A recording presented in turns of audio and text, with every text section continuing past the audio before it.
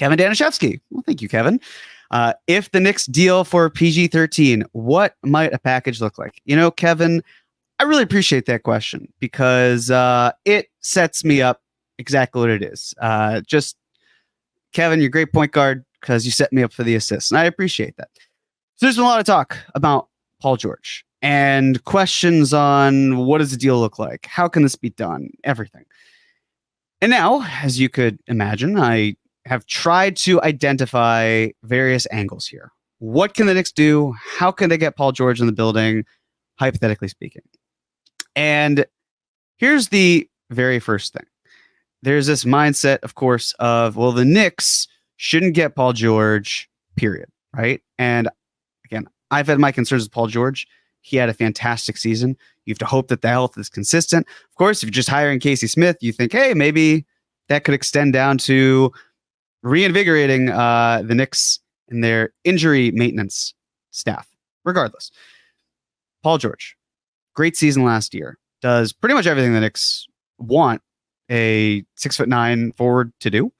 But when you look at Paul George and you look at this team, the prevailing thought that I have seen amongst Knicks fans is, well, don't trade Julius Randle. Keep Julius Randle, add to Julius and Brunson, bring back OG, bring back Hartenstein, roll with it.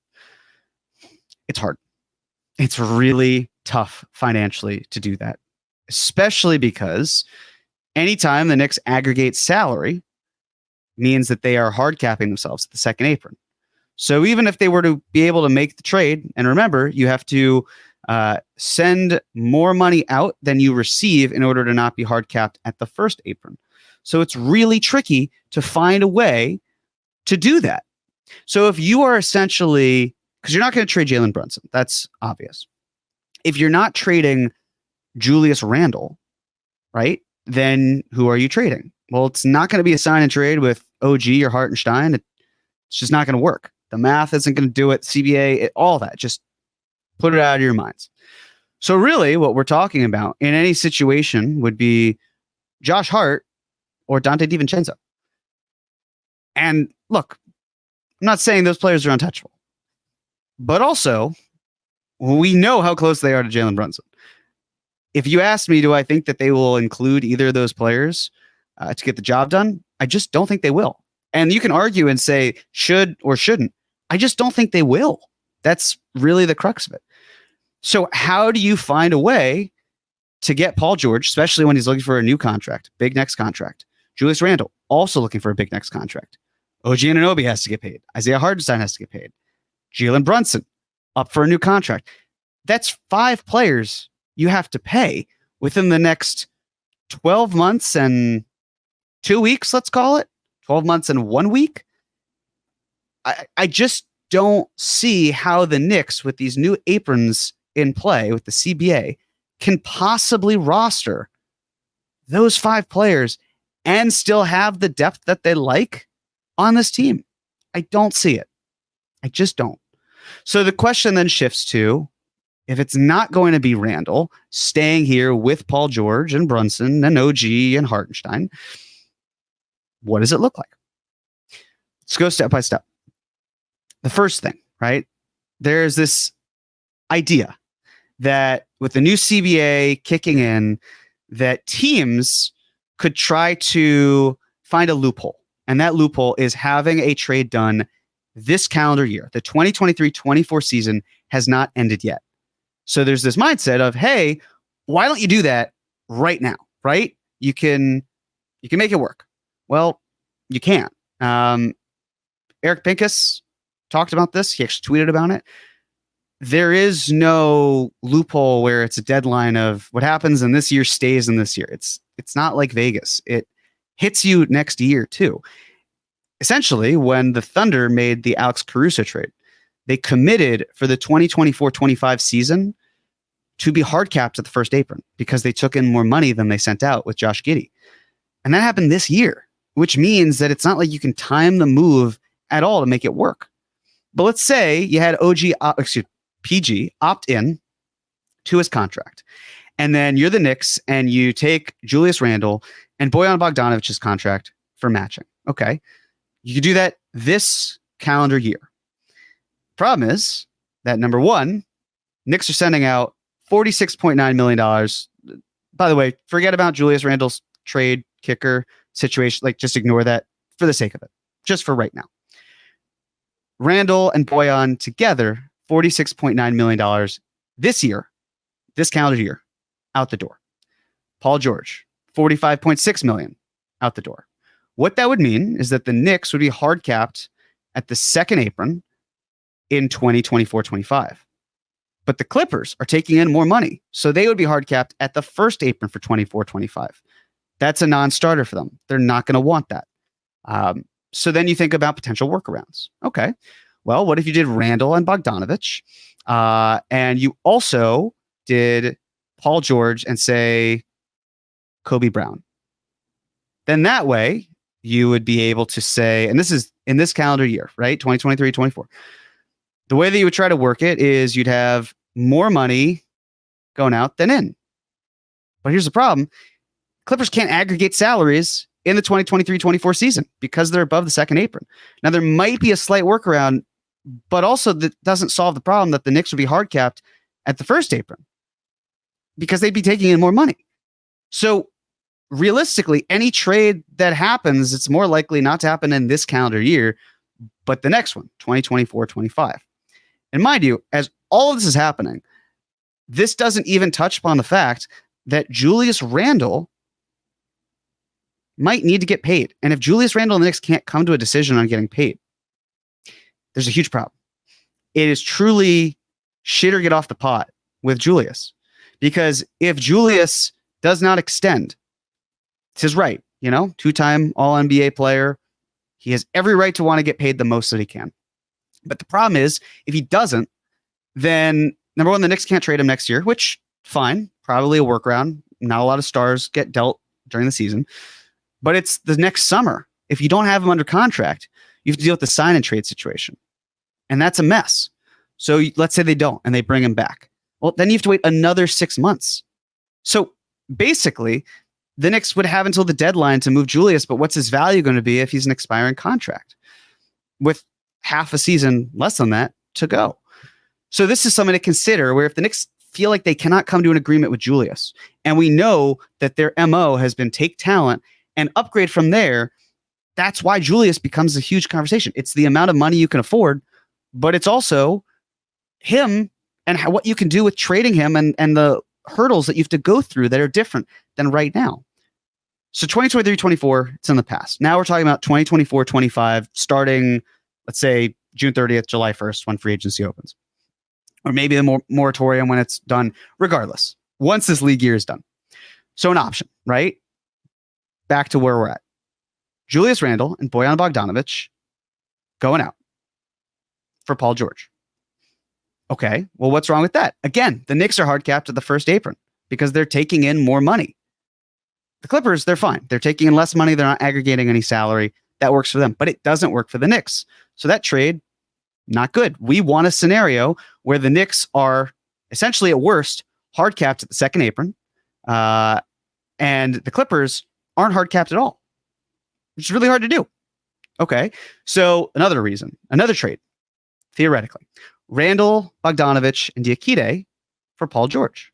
Well, what does that do? That hard caps the Knicks at the second apron, but it hard caps the Clippers at the first apron because they're taking in $1.5 million more than they're sending out, which is a problem. So by this point, if you're still with me, and I don't blame you if you're not, because it is complicated stuff, but we've gone through these two team trades, and it's two teams that are having trouble saying, no, you take more money. No, you take more money. Well, neither of them can because it messes up everything. So what's the solution? The solution is a third trade, really third team. So in this theoretical, you talk about a team with cap space, and the Knicks are, let's say, getting Paul George, right? And they're sending out Julius Randle, and they're sending out Diakite, and they're sending out Boyan Bogdanovich. And the Clippers are sending out Paul George, and then they send out a cheap contract like Kai Jones. And then there's the cap space team. So essentially, it would be Paul George to the Knicks, Randle and Bogdanovich to the Clippers, and Diakite and Jones to this cap space team. Cap space team, they're fine being hard capped at the first apron. They're taking in more money than they're sending out. Let's assume they send out a second round pick that'll never convert. Works for them. For the Knicks, it's fine because they're hard capped to the second apron. They have no problem with it. The problem is that the Clippers they're hard capped to the second apron. And you might be thinking, well, is that really an issue? And I would say yes, because even though the Clippers are saving $3 million in this scenario, they have to pay James Harden. If they get all this money back and they're hard capped to the second apron and they have to pay James Harden, that is a huge problem for them. So let's take a step back. What have we learned so far? We've learned the Knicks can be hard capped at the second apron, and that's probably fine. We've learned the Clippers can't be hard capped at second apron. We've also learned that the Clippers probably shouldn't be taking back an obscene amount of money because it will impact the James Harden situation. And if they're hard capped at second apron, it is a huge problem. And then we've learned about the cap space team, which would be fine with it. They'd be totally fine with that whole scenario. Okay, so it doesn't quite work. So we have to keep searching. Then we move on. We can move on to Randle, Bogdanovich, Diakite. And you could then move. Okay, so Randle, Bogdanovich, Diakite going out. Paul George and Kai Jones going out for the Clippers and a cap space team. Even if you send Bogdanovich to that cap space team, the Clippers are still at a disadvantage because they're aggregating salary. So they're still hard capped at second apron. So it doesn't work. And even if it did, the cap space team is taking on Bogdanovich, Diakite, and Jones. That's $23.5 million of cap space gone. And that cap space team is probably thinking, hold on a second. We were cool taking on $4.4 million for some very small draft equity. We're not cutting into our cap space by $23.5 million just to be nice. If you're giving us a 35-year-old coming off of 2 surgeries and 2 end-of-bench players, we're going to want a whole lot. But again, it's kind of moot because the Clippers, they can't do this. So we've kind of reached an impasse. We're at gridlock. Hold that thought for a second, because there was another thing that happened. The other thing that's going on, rumors about Mitchell Robinson. Mitchell Robinson talks of the Grizzlies, talks to the Pelicans, talks with the Wizards, excuse me. There are plenty of teams that are talking about him. And we learned from Ian Begley that there was a report that the Knicks, and I believe it was Ian Begley, it might have been Michael Scotto. Either way, the Knicks were talking with the Wizards about Mitchell Robinson. And that came out. Seemed like the majority of people that I saw on Twitter, because I was curious about reactions, were gravitating towards Kyle Kuzma. And my question, why? Why would it be Kyle Kuzma? Even if the Knicks just moved Mitchell Robinson and they brought back OG Anunoby and they brought back Julius Randle and they brought back Isaiah Hartenstein, why would Kuzma be coming off the bench? Because it's not going to be Randle. It's not going to be OG. They're not going to slide OG to the 2 and move Dante DiVincenzo. That's not how they play. Doesn't make sense to me from any logical positional standpoint. It does not make sense. Kuzma's not coming off the bench. But even if he were, right? What does that trade even look like? Well, Mitch for Kuzma doesn't even work. Salary cap won't allow it. Mitch and Jeffries for Kuzma works. But the Knicks are taking in $6.7 million more, which means they're hard capped to the first apron. They're also hard capped to the second apron because they aggregated salaries, but that doesn't even matter because they're now hard capped to the first apron by taking on more money. Okay. What's a workaround? Well, Mitch and Bogdanovich for Kuzma and Rashawn Holmes. I saw that floating around. Well, the Knicks are hard capped at the second apron, aggregating salaries once again, but also they're taking in $3 million more. So guess what? Hard capped at the first apron once again. And you've got Randle, if you wanted to do that, right? The Kuzma issue and Randle and OG totally solved if you're moving Randle. Not quite sure why you're doing it, but just putting it out there. Randle and Mitch together for Kuzma and Holmes. Knicks are hard capped at the second apron, and the Wizards hard capped at the first apron. So in theory, totally fine. My question, why are the Knicks doing this? It doesn't make any sense. That's not a move that benefits them at all. They get worse by doing that deal. And I don't think the Wizards are moving. They're certainly not moving the second pick overall. they're not going to unprotect the pick, so the Knicks have it. Like, it's just a deal that makes the Knicks worse today, which we know they don't want to do. So then you get even further into it. Okay, well, what if you did Mitch and Bogdanovich and Jeffries and Diakite for Kuzma and Holmes? Sure, that works. Congratulations, right? The Knicks are hard capped the second apron. Wizards are hard capped the first apron. They get Kuzma. But again, the problem still exists with Randle, Kuzma, and OG and Hartenstein. So it doesn't make much sense to me. And now you're probably thinking, what do these have to do with anything else? Well, even if you just moved Randle for PG, it doesn't make sense. The Knicks would be taking on way more. It's not even a legal trade, but even if it were, taking on almost $20 million here, more in salary. So they're hard capped at the first apron. So why am I talking about this? Why am I talking about these? I know there's a lot going on here. So here's my thought. And this is my honest theory. We've got the Paul George rumors. We've got the Mitchell Robinson rumors. We have the Goga Bitadze rumors. What if they were all connected? What if each thing had another leg to it? And it wasn't just the Knicks talking to a bunch of teams about these separate trades. But what if these were all legs of a larger 3-team trade that just have not been released? And I'm saying this as someone with no additional knowledge to ever. I am speculating. I am following the money here. That's just laid out. I've just painstakingly spent the last, 15 minutes talking through all sorts of reasons for why things don't make sense if you look at them other ways. So it's almost a process of elimination. So what does make sense? Okay. Well, here's my thinking. If the Knicks and the Clippers and the Wizards all got together in the next fiscal year, could they make a trade that benefits all parties involved? Could the Knicks get Paul George if they wanted to and just get hard capped to the second apron? Could the Clippers get what they want and still not be hard capped to the second apron to sign James Harden? Could the Wizards find a way to get Mitchell Robinson and trade something out? So here's what I got. If the Knicks take Julius Randle, Bojan Bogdanovich, Mamadi Diakite, Mitchell Robinson, and Daquan Jeffries, should be about $67 million in outgoing salary. If they do that, and if the Clippers just send Paul George, no one else, not hard capping themselves to the second apron, you then shift to the Wizards. The question with the Wizards is, what would they be sending? And the only answer I can think of, someone I talked about in a recent cap or no cap, in Deni Avdija. If you were to do Paul George and Deni Avdija to the Knicks, Randle and Diakite to the Clippers, Robinson, Bogdanovich, and Jeffries to the Wizards.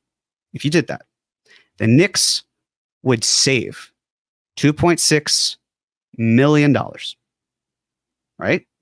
So they're not hard capped to the first apron. That's good. They're hard capped to the second. That's fine. They can get below that. The Clippers, they would be sending out $48.8 million. And if they just took on Randle Diakite, they'd be taking on $31.2 million. They're not hard capped to the second apron. They're not hard capped to the first apron. And they still have plenty of room to sign James Harden to a max contract. And the Wizards, they're hard capped at the first apron because they're taking on $20 million, which they can still do because of how the math shakes out. If you check this trade, it works. Now, of course, the question is, if you're the Wizards, why am I doing this? Well, it's not out of the kindness of their heart. Deni Avdija, I would say, has more trade value as a wing who can stay healthy and plays strong defense than Mitchell Robinson does. It's just not as premium of a position at the center position. So then you talk about, okay, well, picks, right? I had said on the podcast that I did with John yesterday, I believe that the Knicks will trade out at 25. This is a way to trade out. You give the Clippers a 25th pick. The Clippers should know very well from the Chris Paul trade that Chris Paul opts in, gets dealt, hodgepodge. One of those things is a first round pick. That was included in the trade. So it would line up in that case. From the Wizards standpoint, you're probably thinking of protected picks that you're sending their way, not necessarily 2024 picks. They have two of them. They have the second pick and they have the 26th pick. So they don't need more picks this year. Well, what do the Knicks have? They have multiple protected picks. They have the Bucks pick. They have the Pistons pick. They have the Wizards' own pick, which the Wizards probably don't prioritize because they can just do whatever they want. So if you're the Knicks and you were to send out Randle, Robinson, Bogdanovich, the 25th pick, the Bucks first, and the Pistons first, and you get Paul George and Avdia, that is essentially how you move from a team that's got excess salary and a lot of depth. And then from there, you turn it into Paul George and Denny Avdia. It's probably not as simple as I'm making it out to be, but that's essentially how you try to layer it. That's what you try to do here. And we could debate the merits of whether Paul George is worth it or not. And Kevin, I know you asked this question like 20 minutes ago, and I appreciate it. It's just a very complicated thing because I've looked at how these trades look like by themselves as I've laid out. Doesn't make a whole lot of sense to me. And there's a way, if you're the Knicks, because you're hard capped at the second apron, even if you do this, right? If you do all of this and you get hard capped, you can still bring back Isaiah Hartenstein. You can still bring back OG Anunoby. But again, it won't be for the same $35 million that has just been tossed around. I still don't fully understand why that's the number that's gospel. I just don't get it. And to make things work, to squeeze everyone in, you get closer to like that $31 million range for OG, which I think is really fair. I don't think it's highway robbery to say that he's not necessarily worth $35 million. But on top of that, right? What's your lineup in this purely hypothetical scenario? You've got Jalen Brunson, Dante DiVincenzo, OG Anunoby, Paul George, Isaiah Hartenstein. Okay, that's your starting five. You've got Deuce McBride off the bench. You've Josh Hart, and you have Denny Avdia. So what do you do from there? Well, Goga Bitadze. Maybe that's where the rumor comes in. The Knicks now have full access by being a taxpayer team to the taxpayer mid-level exception, over $5 million, right? Year one, it's $5.183 million. That could go straight to Bitadze. So now you've got your starting five, which I mentioned: Deuce, Josh Hart, Denny Avdia, Bitadze. You're done? Maybe not, because here is where I talked about yesterday when I said I think the Knicks are going to trade up, right? You might be thinking, well, what else do they have to trade? Well, if they trade from 24 and a few second-round picks to 21, guess what they get to do? They could skip the Suns and the Bucks to get Kolek if he's there. He fills in as your backup point guard. It doesn't have to be Rokas. It doesn't have to be Alec Burks. You could try for that player. If it's not him, there's Jay Mitchell. There are other options that you could find to fit into that role. And then you fill out the back end of your roster, right? Come on down, Ryan Arcidiacono. You get to fill a roster spot. And if you do all of these things that I've talked about, and you could even bring back Precious Achiuwa, by the way, for like $4 million. You do all of that. Knicks have 14 players under contract, which is the minimum they need. Second apron space, $153,132. I know it's complex, and it might sound crazy. And there's a very extreme possibility that a week from now, we look back at this, and it was all it seems to be in the moment, which is fan fiction. I just don't see how these pieces have been moving without other involvement if they feel they can get Paul George. And if they don't get Paul George, this whole argument that I'm making falls flat. All of it. And that's fine. I can live with that. That's okay. But at least that's where the math shakes out. Because I don't see how it doesn't fit otherwise. So Kevin, thank you for that. I appreciate it. This trade would also not hurt the Knicks from a Stepien perspective. And the last thing I'll say before I move on to other questions, if you give Paul George a max, which I know other people are wincing about, and I'm not exactly thrilled about, but if you gave him a 35% max and a star, like a superstar, that was better than Paul George, that was younger than Paul George, hit the market, you don't get hard capped by aggregating salary in 2025. And you don't get hard capped at the first apron by getting more money back than sending out because you have Paul George on a max contract. So a lot of things to see. But again, Kevin, I appreciate you giving me the opportunity to let me be a mad scientist just for a moment. And if it doesn't work out, doesn't work out. And I appreciate you all joining me on this journey for the last 20 plus minutes.